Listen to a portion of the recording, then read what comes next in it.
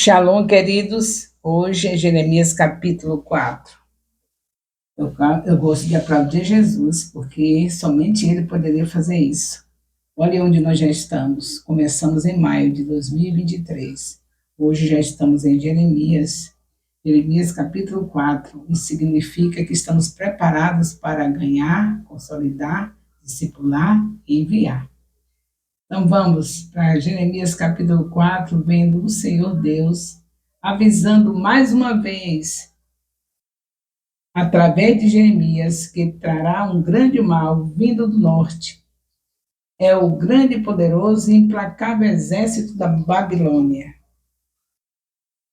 Quando os desobedientes a Deus atraem, quando desobedecemos a Deus, atraímos uma série de juízos contra nós.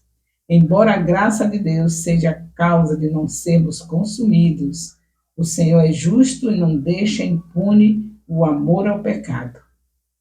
Quem ama o pecado tem que ser punido. O pecado na nossa vida tem que ser um acidente, um acaso.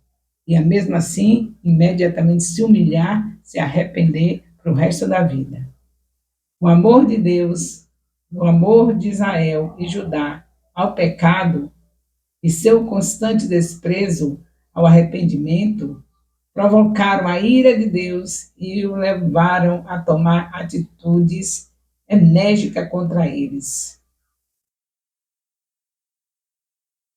Em Jeremias 4, versículos de 1 a 2, vemos o seguinte: convite de Deus, se voltar, volte para mim, não vá para outro lugar. Há pessoas que querem mudanças de vida sem Deus. Elas querem todo o bem de Deus, seu poder, graça, vida, sabedoria, intervenção, enfim, mas não querem por perto, não querem estar perto de Deus. Querem voltar para onde ninguém sabe, mas para Deus não quer. Não estou bem aqui, eu já me arrependi, mas eu estou em casa, sabe? Eu posso adorar Deus em casa mesmo. Eu sei que meu Deus está comigo, pode. Você pode adorar em casa, quando você voltar do templo. Continue adorando. Você vai ao templo, vai adorar junto com seus irmãos, porque a comunhão é importante. Se sabe que pode se adorar em casa, mas não é dispensado o horário do templo por causa da comunhão, adorarem juntos. É a mesma coisa da oração.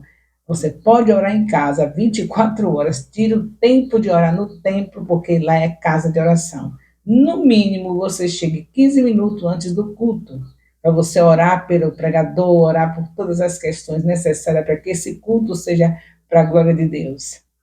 Porque você pode também ir para o culto de oração, reunir um grupo e abrir o templo e orar. Mas se você se acha tão ocupada que ainda não pressentiu que é primeiro o reino de Deus e a sua justiça e as demais coisas vos serão acrescentadas, então com as suas desculpas e eu também com as minhas, pelo menos não vai fazer um culto de oração? Então, pelo menos faça isso. Lembre que a pessoa que vai pregar não é um Deus. Ele vai depender de Deus para trazer a palavra que a gente precisa. Então, a gente tem, pelo menos, o desejo de ouvir Deus falar. Então, chega antes do culto, começa a clamar ao Senhor, diz a Ele que quer ouvir a voz dEle, logo que tem a pessoa certa porque Ele quer falar naquele dia, porque o domingo é um dia especial, e qualquer hora que você reunir para culto no templo, é um dia especial, porque Deus tem uma pessoa que se preparou, que buscou a Ele para ter uma palavra, mas se você não tiver interesse nisso, Deus não vai trazer.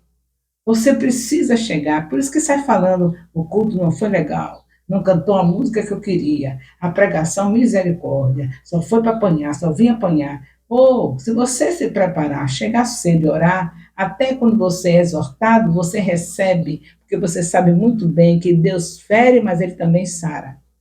Mas só que a gente esqueceu do propósito de Deus. Pensa que as pessoas que vão pregar naquele culto, esse ou aquele, são deuses. Esquece que a casa de Deus é casa de oração e que pelo menos devemos chegar 15 minutos antes para dobrar nossos joelhos e clamar ao Senhor para que aquele culto seja aceitável a Ele. Mas era assim também Israel. A igreja tem feito isso, Israel fez, e a gente não procurou ver os erros de Israel para não fazer os mesmos. Com a nossa distância da Bíblia, uma Bíblia na estante aberta no Salmo 91, pensando que a Bíblia é algum amuleto, a Bíblia é para nós meditarmos de dia e de noite. Foi isso que Deus deixou escrito em Salmo 1, versículo 3, meditar de dia e de noite, para ter prazer na lei do Senhor. Foi isso que ele mandou fazer. Ter prazer. A gente só tem prazer de pegar quando vai ao templo. E olhe lá, tem alguns que nem isso fazem. Então a misericórdia de Deus está nos alcançando, mas não se esqueça. Ele está esperando o nosso arrependimento. Tem que chegar, para não acontecer como aconteceu com Israel. Nos versículos 3 e 4, o mandamento bíblico é para nós cuidarmos de nossas vidas sob a direção de Deus. A gente quer cuidar do nosso jeito. É Deus que dirige. Pergunta ao Espírito Santo tudo que quer fazer. Pergunte ao Espírito Santo. Queridos, eu estou com 75 anos, eu tenho sequelas, tenho resultado do meu pecado de não perguntar ao Espírito Santo o que eu preciso, para onde eu devo ir, o que eu devo fazer. Tudo é para se pedir ao Espírito Santo, porque ele está disponível para nos ensinar. Doeu a perna? Vamos, corre aqui, me leva no médico, minha perna está doendo. Meu Deus, já perguntou ao Espírito Santo? Pergunte a ele se é para ir ao médico ou se ele vai lhe curar diretamente. Porque ele é o Deus que sara toda doença e toda enfermidade. Tanto faz pelo médico como pela mão dele direta. Aí você vai gastar uma fortuna quando não deveria ir, porque Deus ia tocar e fazer a cura. Agora, se perguntar, vai ter um momento que ele vai dizer, vá, eu quero usar, quero que você vá para aquele médico ver o meu poder. Aí ele vai te mandar aí. Mas, exceto, se não for para isso, para o médico ver o poder de Deus na sua vida, ele vai preferir tocar em você, sarar você, porque ele diz que cura toda doença e toda enfermidade. Agora, não se esqueça que é preciso que você tenha fé. Então, pergunta, Espírito Santo, o Senhor está me dando a fé suficiente para que eu seja curado diretamente? Posso esperar no Senhor? Porque até a fé que a gente tem recebe dele. Sabia disso? Não tem nada de nós mesmos. Aí pronto, o Espírito Santo pode ficar, você está com a fé suficiente, você vai receber essa cura, não vai precisar gastar com médicos. A gente deve deixar, queridos,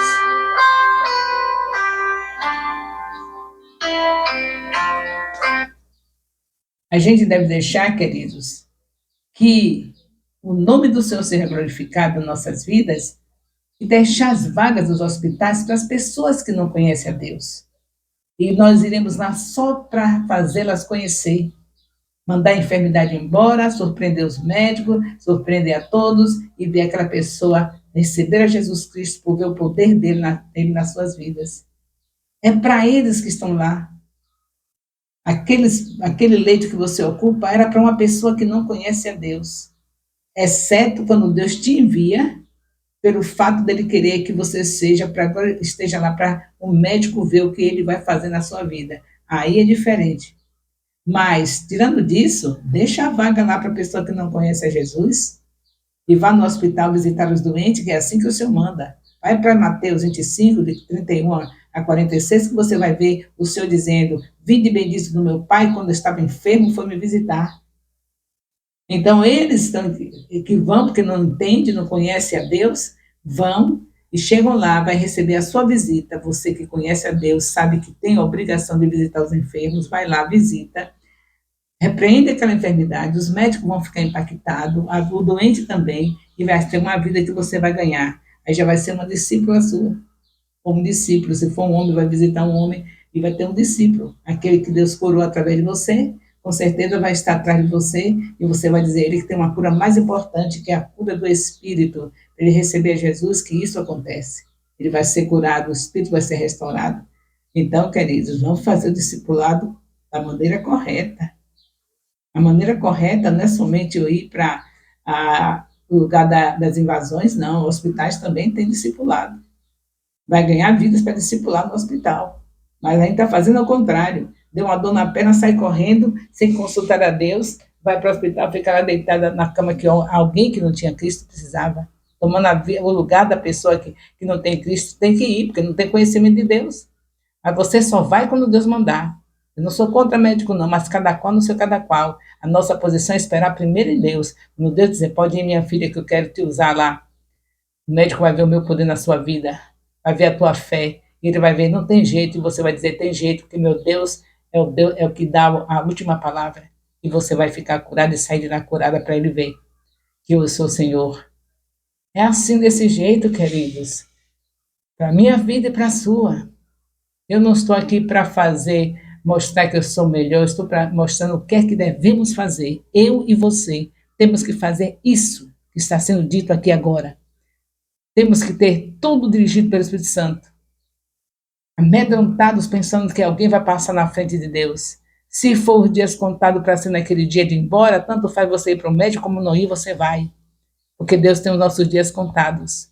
Se completou os 100 anos, pode ser 100, pode ser 20, pode ser 30, o tanto que for, Deus tem os dias contados. Se você completou o seu propósito, pode ser na mão do médico, pode ser na mão de Deus, você vai porque chegou o momento. E se não for, seja curado dignamente, só na direção do Senhor, ou no hospital ou em casa, quando Deus mandar. Pode ser no hospital, mas porque Deus mandou. Meu Deus, como a gente precisa, eu estou falando o que Deus diz na sua palavra, Ele quer que vivamos na direção do Espírito, Ele veio para nos orientar em tudo. Eu não estou inventando isso.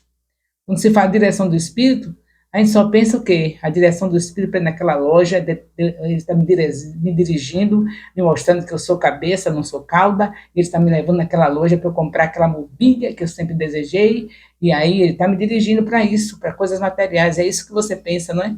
Para isso também, mas não só para isso. O principal são coisas que glorificam o nome dele no Espírito, coisas espirituais. Primeiro é o reino de Deus e a sua justiça, depois as demais coisas. O Espírito Santo, independente de você querer pedir a ele alguma coisa, ele já sabe o que você precisa, e se você está cuidando do reino de Deus, essas coisas que você precisa serão acrescentadas. A gente precisa entender que, em primeiro lugar, é o reino de Deus e a sua justiça. Tem muita gente batendo com a cabeça daqui e da acolá, nem faz o que Deus mandou e nem consegue ter o que queria. Porque Deus mesmo é que não deixa. Fica, não, eu não vou não, porque eu tenho muito o que fazer, eu estou precisando disso, precisando daquilo, não posso estar nessa obra não, que eu falta ainda muita coisa na minha vida, que não foi acertado, só Deus sabe como eu preciso disso e daquilo, e bate cabeça daqui e da acolá e não consegue. E tem alguns que Deus permite conseguir, vivendo no engano, pensando que está fazendo o melhor da sua vida. O melhor da sua vida é deixar que Deus entregue e você faça o que Ele mandou. E Ele entrega as demais coisas. O que foi que Ele mandou mesmo? Mandou ganhar, consolidar, discipular e enviar. Mateus 28, versículo 19. Eu estou em Jeremias, capítulo 4, e sempre a mesma história, sempre fazendo analogia do assunto da antiga aliança com o assunto da nova. Hoje, como igreja, nós estamos parecidos com Israel. Você está vendo Isaías falando a situação de Israel aqui? Tanto faz no capítulo 4, como qualquer capítulo dos livros dos profetas, está sempre falando da situação de Israel. E eu sempre fazendo analogia, mostrando a situação da igreja. Porque não valia a pena eu estar aqui no discipulado com vocês, falando só de Israel, sem lembrar da trave que está no nosso olho. Ah, mas Israel fazia isso? Que nação foi essa? E Deus escolheu? E esse povo desse jeito? Ah, que coisa horrível. Não. Nós estamos aqui não para ficar falando de Israel, porque estamos farinha do mesmo saco. As mesmas traições de Israel é a mesma traição da igreja. Então a gente está sendo despertado para voltar ao primeiro amor, para nos arrepender, nos humilharmos, buscarmos a face do Senhor. E aí nós teremos a nossa terra sarada. E além disso, naquele grande dia, o Senhor virá e estará dando para nós um novo céu e uma nova terra. É tudo que nós precisamos. Eu quero sempre lembrar de vocês do dia, primeiro sábado de cada mês, estão lembrando? E eu aproveito sempre a oportunidade de estarmos aqui conversando sobre o reino de Deus, sobre a palavra de Deus, e não esquecer que nós que estamos sendo discipulados e os discipuladores devem estar no primeiro sábado de cada mês, no Silva Jardim, congregação do Silva Jardim, para o culto da imersão, que começa às 14 horas e termina às 19 horas. É uma tarde de consagração. Você já falou com seus patrões? Porque os ímpios, quando eles querem ir para os oba-obas dele, para os deuses dele, eles fazem negócio, negociam com seus patrões, nem que tem que trabalhar dobrado, mas eles pedem aquele horário para eles fazerem as suas farras. Os filhos de Deus, sabendo que tem uma tarde de consagração, de apresentar a palavra festiva, mostrar o que aprendeu durante o mês, com muita alegria, por cânticos, por ministrações de 15 minutos, por jograis, por peças teatrais, uma tarde de consagração ao nosso Deus para os imergidos na palavra e nem estão aí. Claro que não é você. Tem alguém que não está nem aí, porque tem alguém que eu nunca vi lá. E esse alguém, com certeza, está se achando que não é nada. Imagine a pessoa estar em um discipulado desse e não ter prazer de apresentar o que aprendeu durante o mês. A mesma coisa é o questionário, não ter prazer de fazer avaliação, mostrar o que aprendeu. Graças a Deus isso é passado. Se tem alguém ainda assim, por favor, se conserte, porque graças a Deus, de maio de 2023 até o dia de hoje, Deus já fez muita coisa. O reformador Jesus está fazendo uma grande obra, o antes do discipulado pela Bíblia diretamente e o depois do discipulado com a Bíblia diretamente. É uma diferença total. A palavra de Deus não volta vazia. Revistas baseadas na Bíblia é importante, pode ler em sua casa, não tem nenhum mal você ler uma revista baseada na palavra de Deus. Você não tem nenhum mal pegar um papel onde está um assunto baseado na palavra de Deus. Agora, pelo amor de Deus, não vamos deixar de estar na fonte para estar nas águas que vão correndo, saindo da fonte. Vamos na fonte. Para que temos o Espírito Santo. Para que temos os teólogos que aprenderam mais um pouco do que nós. Então a gente busca o Espírito Santo, ele nos ajuda, nos indica também aqueles que ele já ensinou que estão mais aprofundados no assunto. Nós vamos aqui nessa caminhada, meditando de dia e de noite, e não temos de que nos queixar, só que dá glórias a Deus, porque nossas famílias estão transformadas. O nosso Deus tem uma obra maravilhosa, porque o discipulado é uniforme. O adolescente é o mesmo assunto, o jovem é o mesmo assunto, o ancião é o mesmo assunto, o adulto é o mesmo assunto. Agora, já imaginou numa família que tem adolescente, que tem jovem, que tem adulto, que tem ancião, todos na mesma linguagem. Que coisa linda, não é? E a criança, se tiver a criança, ela não tem o mesmo discipulado, mas vai ver seus pais, seus irmãos, seus avós, todos falando a mesma linguagem. O que vai acontecer? Na unidade, queridos, não tem que nos vença. Se estivermos unidos numa palavra só, sem desviar nem para um lado nem para o outro, não tem que nos segure. Estaremos naquele grande dia, nos regozijando quando o Senhor despontar com poder e glória, todos juntos, indo para aquela cidade que não tem brilho de nada, nem de sol nem de lua, porque o brilho dessa cidade é o Senhor Jesus. O amor de Deus, nosso Pai, a graça salvadora do nosso Senhor Jesus Cristo, a comunhão do Espírito Santo, seja com todos os discipuladores e discípulos do Ministério Apostólico Internacional, Filhos de Jerusalém, desde agora e para sempre. Amém. Louvado seja Deus. Grande é o nosso Deus.